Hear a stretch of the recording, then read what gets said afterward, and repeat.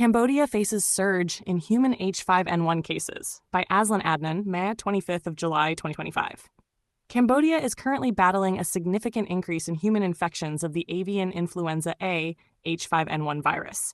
Between 1st of January and 1st of July 2025, the country reported 11 laboratory-confirmed cases, with 7 occurring in June alone. These infections have been identified as the clade 2.3-2.1E strain, which evolved from the previously dominant 2.21C lineage. Human cases had been absent between 2014 and 2022, resurfacing in February 2023 with 6 cases, then rising to 10 in 2024, and now reaching 11 in 2025. Prevalent demographic details. The confirmed cases in 2025 span 7 provinces: Siem Reap, Takeo, Kampong Cham, Kampong Speu, Kratie, Veng, and Svay Rieng. 17 of the 27 total cases since 2023 were children under 18, and approximately 63% of those infected in 2025 were male. All individuals had direct exposure to backyard poultry or contaminated environments, with most cases involving handling or disposal of sick and deceased birds, a typical pathway for zoonotic transfer, mortality rate, and viral characteristics. Out of the 11 confirmed cases this year, 6 were fatal, reflecting a case fatality rate of around 54%.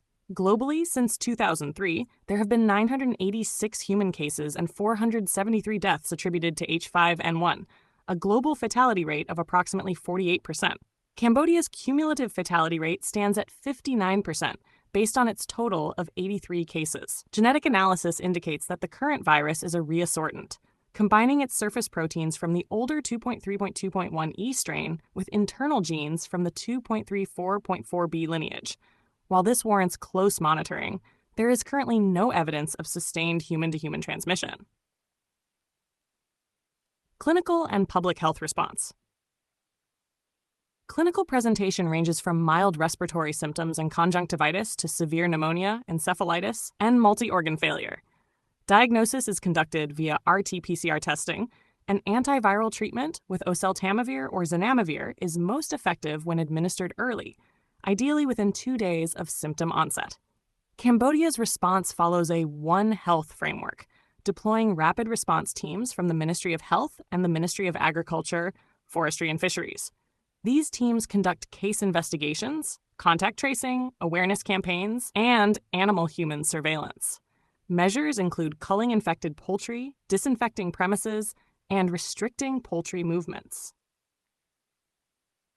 Risk assessment and prevention. The World Health Organization currently rates the overall public health risk as low since no sustained human-to-human transmission has emerged. However, the risk remains moderate for individuals with direct animal contact. Public health guidelines stress avoiding contact with sick or dead birds, adhering to hygiene practices, reporting suspected poultry cases, and ensuring thorough cooking of poultry and eggs. Concurrently, authorities are financing ongoing genetic surveillance and updating vaccine candidate profiles in anticipation of potential viral evolution. Global perspective and lessons.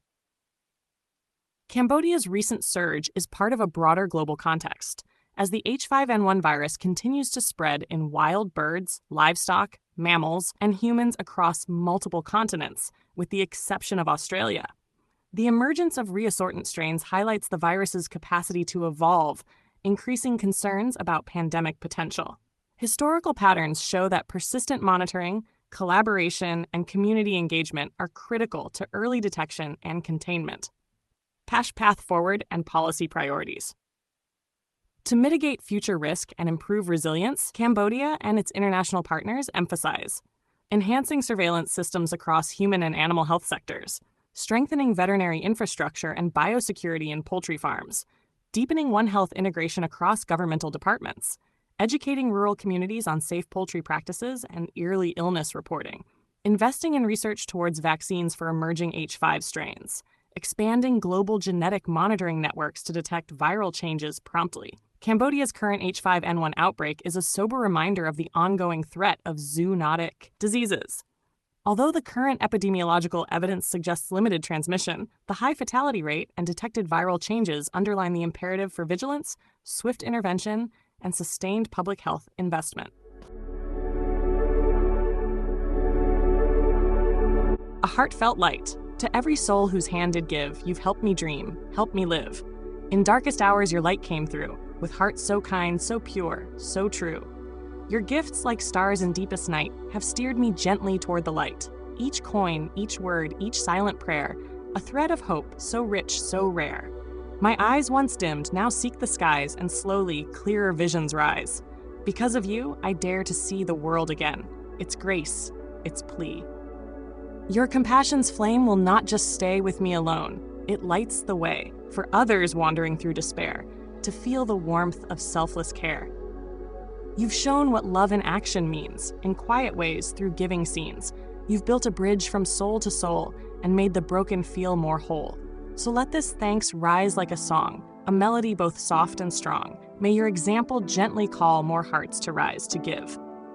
To fall into the joy of lifting pain, of planting hope where none remains. Your kindness walks beside me still, a light, a love, a living will.